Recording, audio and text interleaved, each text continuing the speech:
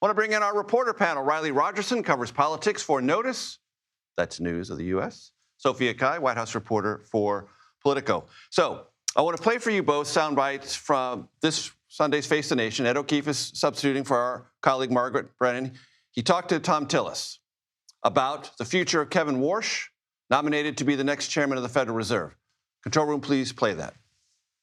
You reiterated this week you're going to block any confirmation hearings for a new Federal Reserve chairman or board member until the Justice Department's investigation of Jerome Powell is, as you put it, resolved. But will there be confirmation hearings for Kevin Warsh, even if this DOJ investigation into Powell's continuing? Well, let's make the distinction between a confirmation hearing and then a confirmation markup. Mr. Walsh is going to have to decide whether or not he wants to go through with this because, as I'm sure you know, once the nominee is put forward, there are certain restrictions on what he can do in his business life. But I've tried to make it very clear that I have no intention of supporting any confirmation of any Fed board member, chair or otherwise, to fill the Kugler seat, for example, until this is resolved. I think we had a young U.S. attorney with a dream trying to get the president's attention, not even consulting with the administration and big DOJ on something that maybe they thought they'd get brownie points for. It's not cute.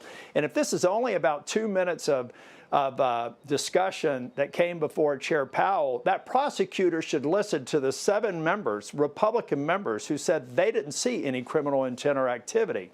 And more importantly, the prosecutor should understand that the protocol normally would be a referral from the chair or a member of the committee to say, we think a crime was committed here. We've got a crime scene where 7 Republican members say no crime was committed. How hard is that to understand?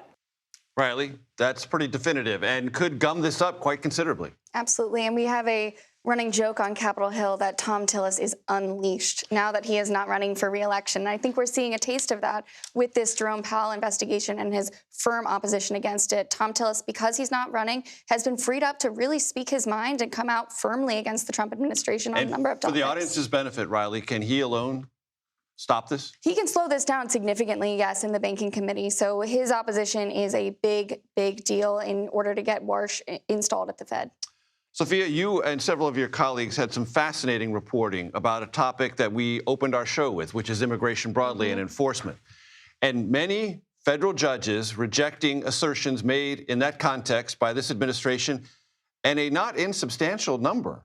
More than 300 judges appointed by presidents dating all the way back to Reagan, every single president. Actually, 44 judges appointed by President Trump, most in his first term, have also rejected this policy. So it really just, it goes to show you that even if you've placed judges that you think may be favorable, you still have no control. You know, you don't have absolute control over how they rule. And in this case, judges are mostly ruling against mandatory detention.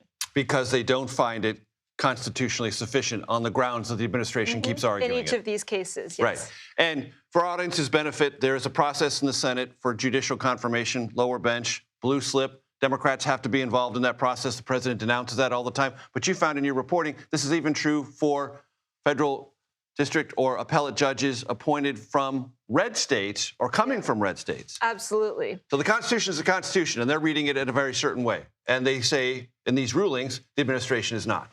Yeah, and I think, look, I think this administration, they have tried to push the law. In many cases, you know, they do something until they can no longer get away with it. And, you know, what my colleague Kyle Cheney and our reporting shows is that, you know, there's only so much runway that you have until you start getting reined in by the courts. So I referred to this earlier. We have some CBS News polling about words that people within political parties use to describe their political parties. And we'll put the Republican numbers up first. And there's a lot of things you would expect there. Republicans think their party is reasonable, strong, effective. 24% consider it extreme. 16% consider it weak. Okay, that's conforms with my expectation. All right, let's go to the Democratic numbers. 88% think that's reasonable. That's not a surprise to me. However, 45% of Democrats consider their own party weak, exactly the same number as strong. And 45%, less than 50, consider it effective. That surprised me. Riley? That number totally jumped off the page to me as well. And it brought to mind something that California Governor Gavin Newsom has been talking about with the Democratic Party, is they need to project strength. And I think his assessment would fall in line with that. Right now, the Democratic Party is projecting a lot of weakness. And I think we're going to see more and more of these 2028 contenders, people like Wes Moore, Gavin Newsom, do what they can, whether it's on social media or in this redistricting fight, to just project strength. Sophia, 30 seconds. Like him or not, people believe that Trump is a figure who projects strength, even if you disagree with his policy. Sure. And some of this question about weakness or not may play out in this DHS snarl. Absolutely. Yeah. Democrats are going to have to say, we are strong on this, as Yes. opposed to being weak and caving as we did before, as was many Democrats said about them. All right.